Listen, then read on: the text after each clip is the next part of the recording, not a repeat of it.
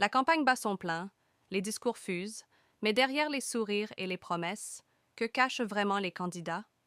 Dans cette vidéo, on va lever le voile sur les zones d'ombre de leur programme, les contradictions et surtout les vérités qu'ils préfèrent taire au peuple. Restez bien jusqu'à la fin, car ce que vous allez découvrir risque de changer votre regard sur cette présidentielle. Abonnez-vous dès maintenant pour ne rien manquer des prochains décryptages politiques. Aujourd'hui, ce qui joue en défaveur d'Alassane Ouattara, c'est qu'il y a trop de promesses qui sont restées en suspens et il sera un peu, je pense que difficile. Il n'y a plus de mythes. On a des plus, vous voyez, il ne parle plus trop de milliards parce que le mot n'enchante plus. Et dans la conclusion, si vous voulez, dans le mot de fin de son programme, il rappelle que sur le quinquennat 2020 ou 2021-2025, son mandat est placé sous le signe de Côte d'Ivoire solidaire. Et il avance, il dit cette année, on doit être plus solidaire. Donc, il y a une rupture entre les chiffres annoncés et le social. Il y a une paupérisation qui est très avancée. Ce n'est pas moi qui le dis, hein, il y a un rapport de la BAD, document pays 2018-2022, qui dit qu'au-delà de tout ce qu'on annonce, la population souffre, elle est paupérisée, en particulier les jeunes et les femmes. Donc, pour moi, il y a encore beaucoup à faire sur. D'accord, très bien. Alain Wakili. Ok, merci. Je crois que nous avons un document de 64 pages qui commence par le bilan, qui rappelle un bilan et qui dégage des perspectives. En même temps, la parole étant libre, les opinions exprimées, je pense que c'est des opinions ou peut-être des pistes d'analyse, devraient, de mon point de vue, être documentées. Il faut être un peu plus documenté. Lorsqu'il y a des audits qui n'ont pas, ou du moins des inspections qui n'ont pas abouti à des procédures judiciaires, il faut, de mon point de vue, se garder de tirer des conclusions, même s'il y a eu souvent des sanctions administratives. Lorsqu'il n'y a pas eu des documents rendus publics et que personne parmi nous ici n'a eu accès à ces rapports ou à ces audits de façon profonde, il n'est pas intéressant de venir faire des allégations et puis de mettre en cause l'intégrité, je pense, de certaines personnes et de dénoncer une corruption ou des détournements massifs ou à grande échelle. C'est important parce qu'il s'agit de cadres, il s'agit de responsables et il ne faut pas leur dénier la présomption d'innocence d'une part et il ne faut pas mettre en cause leur intégrité. Je voulais faire cette précision en disant que le RHDP a un bilan. C'est certainement parce qu'il peut faire mieux, il estime qu'il doit faire mieux, qu'il souhaite continuer et tout n'est certainement pas parfait. Les différents responsables des partis auront l'occasion de venir de défendre éventuellement ce bilan et puis répondre point par point à des affirmations et à des opinions, à des sentiments qui ont été évoqués, qui peuvent être des perceptions de personnes par rapport à leur vécu. Cela dit, le RHDP, dans son bilan, dans son programme, révèle que 457 000 ménages ont bénéficié des filets sociaux, que la CMU est étendue, il y a plus de 16 millions de personnes enrôlées. Il y a le FAFSI qui a 402 000 femmes financées et je pense que le programme a été actualisé au dernier jour puisqu'il intègre le prix actuel du cacao qui est de 2 800 francs. Et à côté de ce bilan et de beaucoup d'autres choses que l'on connaît, notamment la stabilité depuis 15 ans et d'autres éléments évoqués par Arthur Banga, il y a des propositions qui sont faites avec l'ambition d'étendre la CMU à 80% de la population, de renforcer le registre social unique par un meilleur ciblage, de porter à 827 000 ménages bénéficiaires des transferts monétaires, de créer l'autonomisation financière des mères d'enfants de moins de 5 ans, de favoriser l'insertion des personnes en situation de handicap. Donc voilà, pour revenir sur la question de la réconciliation et de l'amnistie, il est évident que ici ou ailleurs, après chaque crise, il y a toujours des amnisties. Mais je crois qu'on m'a dit un jour, un des acteurs politiques, pour lui, l'amnistie, c'est l'impunité et c'est préparer la prochaine crise. Quand on finit une crise par une amnistie, il estime que c'est une impunité et il estime aussi que c'est la voie ouverte à la prochaine crise parce que finalement, les politiques se disent que tout finit par là.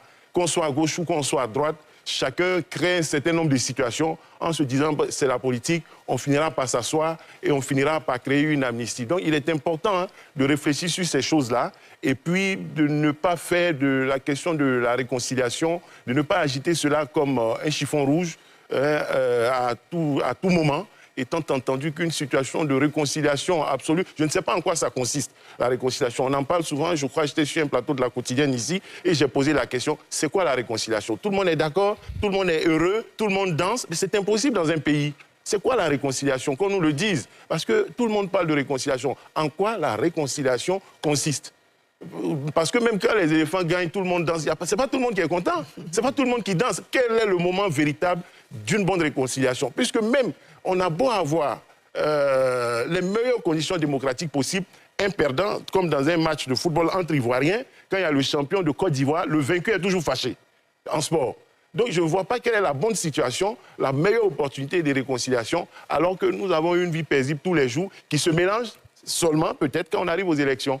Et les élections nous séparent, nous divisent, mais c'est normal qu'il y ait la compétition, qu'il y ait la tension. On aura l'occasion de revenir sur certains aspects, mais c'est ce que je tenais à dire d'emblée. D'accord, docteur Koulibaly, je pense que vous vous êtes lancé sans forcément maîtriser le concept. Maintenant, vous avez la parole, allez-y. Merci bien, M. Dirassouba. Je voulais simplement revenir sur mes propos. Bien sûr, allez-y, allez-y. Alors, c'est juste pour dire que quand je regarde le programme du RHDP, ils sont toujours dans la logique de renforcer ce qui est déjà fait. Ils sont eux-mêmes conscients du fait qu'il y a des limites, il y a des objectifs qui n'ont pas été atteints et qu'il faut chercher à atteindre. Vous voyez, le premier point porte sur la stabilité et la sécurité.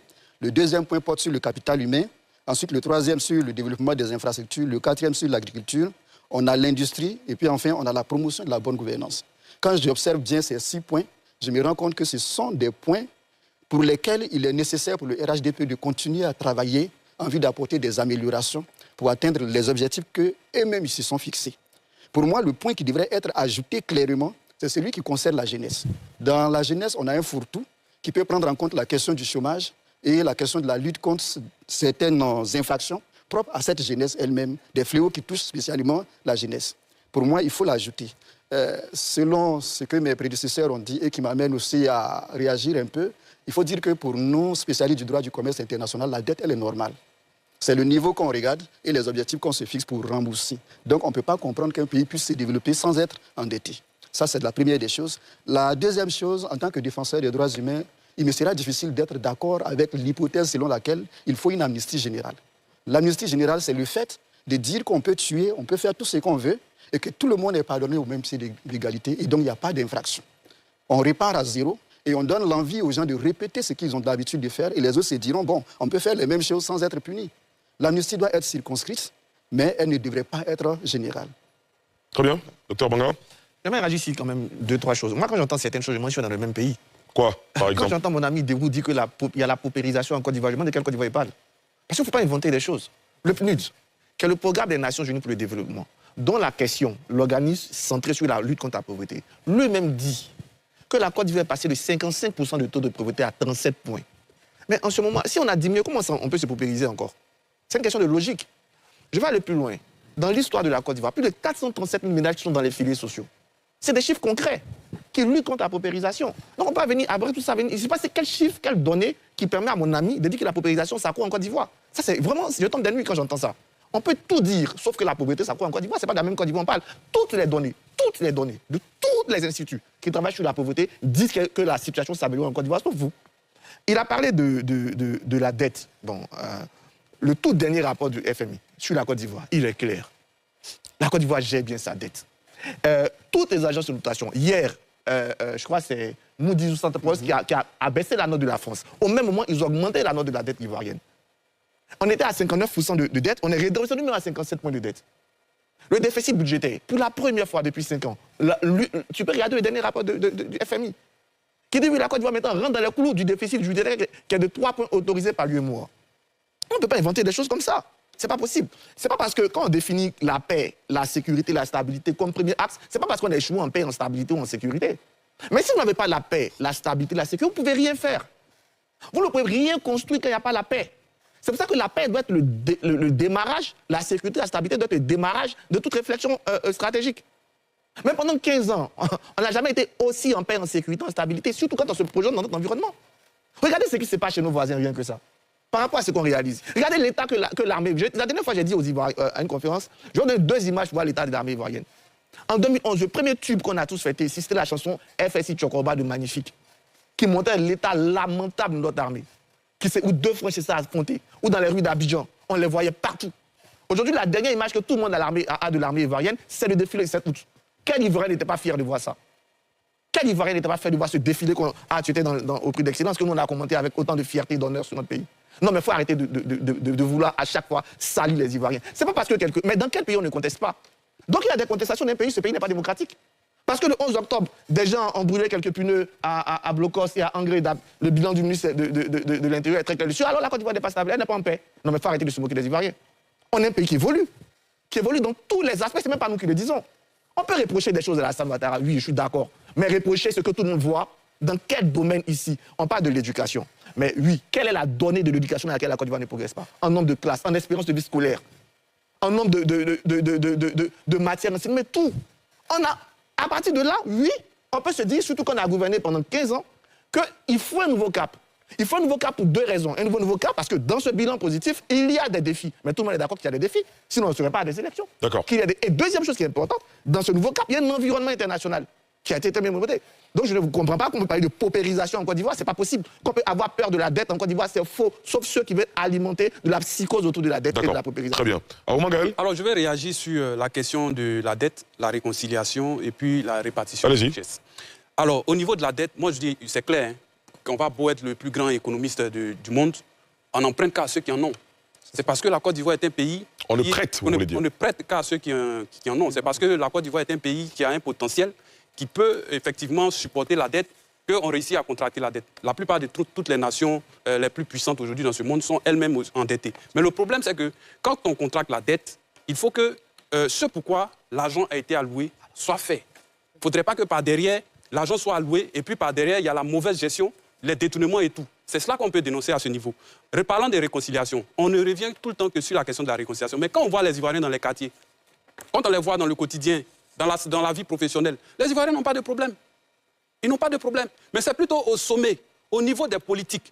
Alors, s'il y a possibilité que ces politiques-là s'asseyent une bonne fois pour toutes, pour trouver une solution, moi je ne parle pas d'amnistie, ou bien je ne parle pas forcément de gracier qui que ce soit, mais on est tous Ivoiriens, de sorte que les populations au plus bas niveau de l'échelle ont pu s'empoigner souvent, et puis ont pu dépasser et vivre ensemble en communauté. Il faut que nos politiques là réussissent à le faire. Et puis plusieurs fois, on le voit, quand il y a les différents dialogues politiques, on les voit, ils sont bras dessus, dessous, ils sourient à la caméra, ils font les photos et tout. Mais une fois qu'on approche chaque fois vers les périodes d'élection, ils deviennent des ennemis.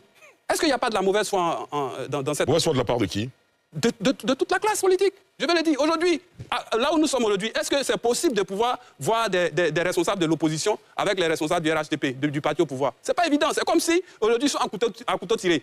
Mais bien évidemment, il arrivera un moment où ils finiront et puis ils viendront encore à des dialogues où ils souriront devant nous comme si rien de rien n'était. C'est pour ça que je demande, est-ce qu'il n'y a pas de la mauvaise foi? Sur la question de la justice, c'est vrai, justice, on est tous d'accord pour la justice, mais en même temps aussi, il faut éviter le 2 poids 2 mesures. Parce que bien de fois, pendant les 15 années de la gouvernance du RHDP, il y a beaucoup de cas quand même où on a vu que certaines personnes qui devaient être interpellées pour des choses ne l'ont pas été. Et ça, on ne peut pas le nier. Maintenant, il y a un autre souci. C'est vrai, au plan macroéconomique, il y a des chiffres, c'est la réalité. Atu a bien développé certains éléments économiques ici au plan international qui nous permettent de dire et de reconnaître que la Côte d'Ivoire est à un bon niveau. Mais sauf que, au plan micro, honnêtement, le chômage, il y a beaucoup de difficultés. Au plan social, les Ivoiriens se plaignent trop. Ça ne va pas. Et ça ne va pas, le président de la République lui-même le sait. C'est pour ça que dans son projet, il continue de proposer des solutions pour améliorer. Donc, à ce niveau-là, je vais m'arrêter. Très bien. Docteur Kamena, allez-y. Oui, je voudrais, dans mon propos introductif, j'avais parlé d'effets pervers. Et quand je souligne l'effet pervers, ce sont des effets indésirés. Je reviens dessus, pourquoi? Parce que tout ce qui est en train d'être dit, c'est en comparant le bilan du RHDP à partir de 2010 jusqu'à ce jour. Je prends par exemple le niveau du logement. Dans la proposition du RHDP, puisque c'est du RHDP qu'il s'agit, il avait été dit, je me rappelle très bien du discours du président, je ne me rappelle pas du mois, mais il a dit, dès qu'il prenait le pouvoir, l'une des premières réformes, c'était de transférer la capitale économique, la capitale politique à Yamoussoukro. Mais ce que nous constatons actuellement, c'est qu'il y a un énorme investissement pour renforcer l'administration au niveau d'Abidjan. Ça, c'est un écart qui est constaté. Le deuxième écart, c'est au niveau même du coût du logement. Aujourd'hui, il est difficile d'avoir accès à un studio, même pour ceux qui sont à Cocody, autour de 80 000. Le coût est élevé. Alors qu'en 2010, ce n'était pas à ce niveau. Donc, c'est cet écart-là qui est observé. Et quand on nous dit que la dette permet de se développer, je comprends bien, mais au détriment de quoi? La dette, moi je ne partage pas le point de vue du fait que la dette participe, c'est vrai, il y a des aspects et tout, mais j'analyse plus en termes de rapport de domination. Au prix de quoi vous vous endettez et au détriment de quoi? Parce que vous proposez des choses, quand la Côte d'Ivoire va s'endetter sur les marchés, qu'est-ce qu'elle met en jeu? C'est de ça qu'il s'agit. Donc, pour moi, la dette, elle n'est pas un instrument, surtout que elle est présentée, le déficit est tellement élevé que cela met en danger les dégénérations. De quel déficit? Voilà, c'est ça. S'il vous plaît, s'il vous plaît. Docteur Kamena, de quel déficit vous parlez? Vous parlez de déficit budgétaire? Non, je parle du niveau de la dette. À des D'accord. milliards, je ne peux pas chiffrer ça actuellement. Mais si je me renseigne, je sais que ça a des milliards. Mais- S'il vous plaît, quand même, s'il vous plaît. L'enquête est un Vous peu- terminez votre développement. Voilà, donc vous dites que le processus de remboursement de cette dette-là va mettre en danger des générations à venir. C'est sur ça que je veux m'arrêter.